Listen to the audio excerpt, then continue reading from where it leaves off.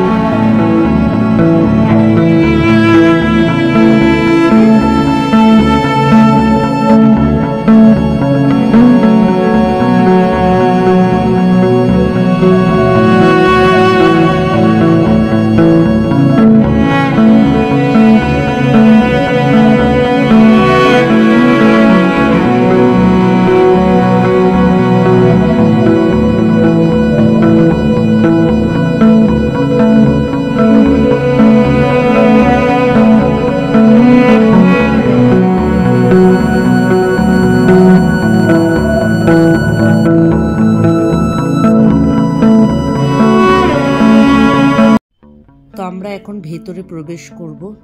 জায়গাটা ভীষণ নির্জন জায়গা, একা একা সত্যি দাঁড়ানো যাবে না। উনি ছিলেন ভারতীয় সেনাবাহিনীর একজন প্রধান। তো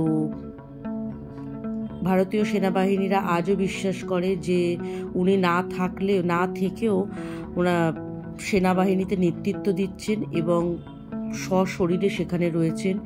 এবং ওনার ব্যবহৃত বিভিন্ন পোশাক, চশমা, জুতো, উনি যা যা ব্যবহার করতেন সমস্ত এখানে খুব সুন্দরভাবে রয়েছে। এবং সেনাবাহিনীদের বিশ্বাস উনি এখানে আসেন, এখানে উনি এই বিছানায় উনি বিশ্রাম নেন।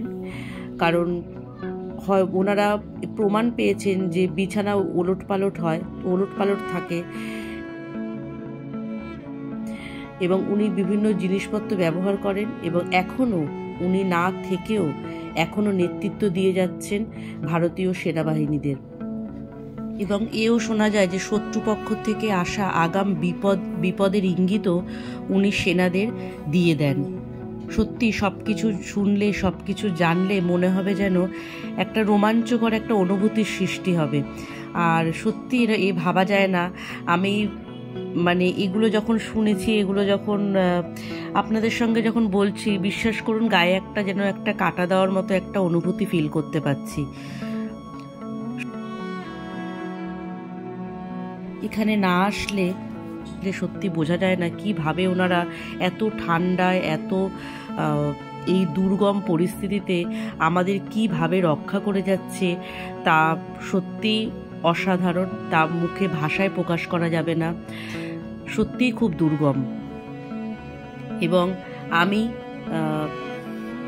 ব্যক্তিগতভাবে ওনাদেরকে স্যালুট জানাই।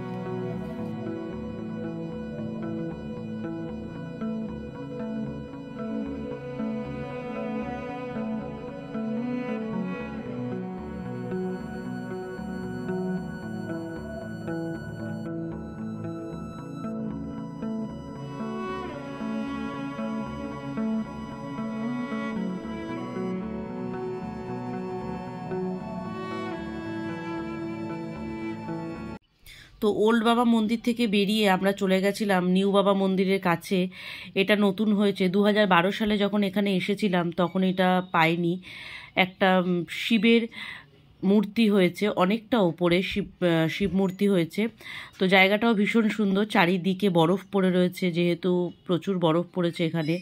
তো চারিদিকে বরফ পড়েছে, বরফ যে গলে জল বেরাচ্ছে, সেখানে স্লিপও হয়েছে প্রচুর, খুব সাবধানে ওপরে উঠতে হচ্ছে। অসাধারণ জায়গা, সত্যি প্রকৃতি যে কতটা সুন্দর তা সত্যি না দেখলে বোঝা যায় না।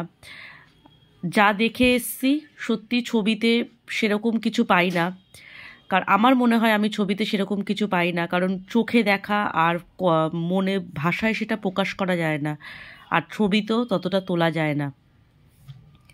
তো এই জায়গাটাও খুব সুন্দর, চলুন জায়গাটা একবার দেখে নিই।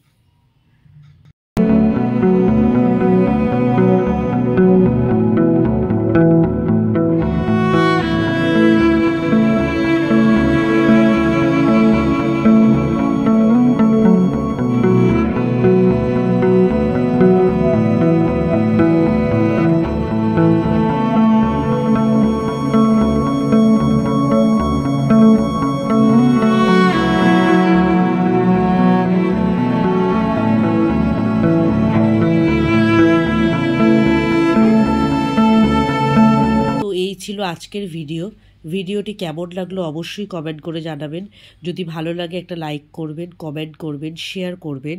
দেখা হবে নতুন কোনো দিন নতুন কোনো ব্লগ নিয়ে। ততক্ষণের জন্য সতর্ক থাকুন, সাবধানে থাকুন। নমস্কার।